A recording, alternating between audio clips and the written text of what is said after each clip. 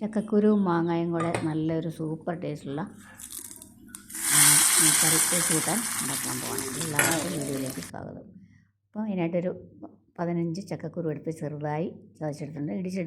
ചതച്ചെടുത്താലും മതിയാവും. കുറച്ച് വെള്ളം ഒഴിച്ച് ചക്കക്കുരു ഒന്ന് വേവിച്ചെടുക്കാം. ഒരു മാങ്ങ ഇതുപോലെ അധികം പുളിയില്ലാത്ത ഒരു മാങ്ങ എടുത്തിട്ടുണ്ട്. ഇതിന് ചെറിയ കഷ്ണങ്ങളാക്കി എടുക്കാം. നല്ലൊരു നാടൻ കറിയാണിത്.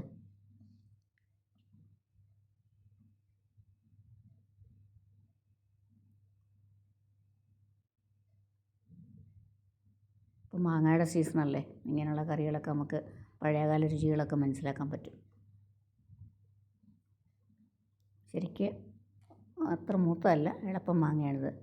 ഇതിന് ചെറിയ കഷ്ണങ്ങളായിട്ട് അരിഞ്ഞെടുക്കാം.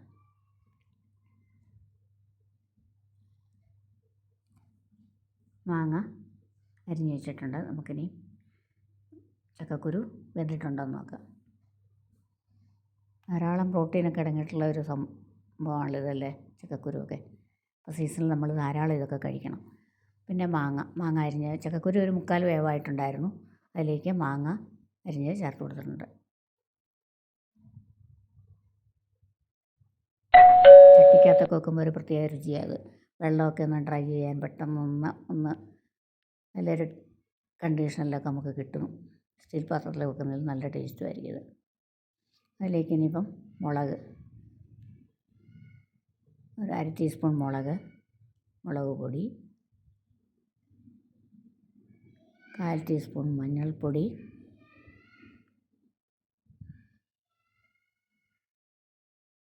ആവശ്യത്തിനുള്ള ഉപ്പ് എല്ലാം ചേർത്ത് നന്നായിട്ടൊന്ന് ഇളക്കി കൊടുക്കുക.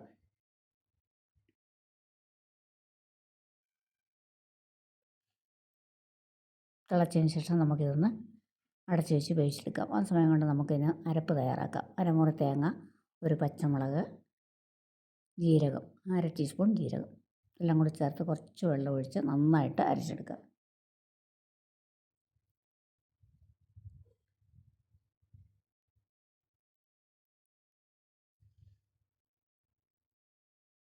അരപ്പ് റെഡിയായിട്ടുണ്ട്.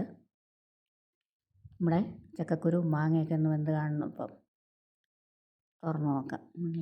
വെന്തിട്ടുണ്ടെന്ന് ഉടച്ചു കൊടുക്കാം.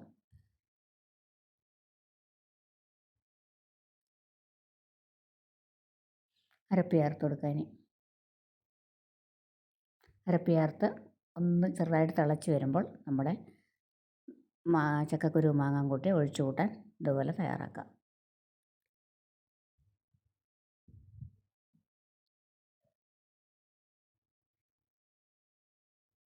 ജാറിൽ കുറച്ച് വെള്ളം കുടിച്ച് അതിലേക്ക് ഒഴിച്ചു കൊടുത്തിട്ടുണ്ട്. നന്നായിട്ടൊന്ന് ഇളക്കി ഒന്ന് ചെറിയൊരു തിള വരാനായിട്ട് നമുക്ക് വെയിറ്റ് ചെയ്യാം.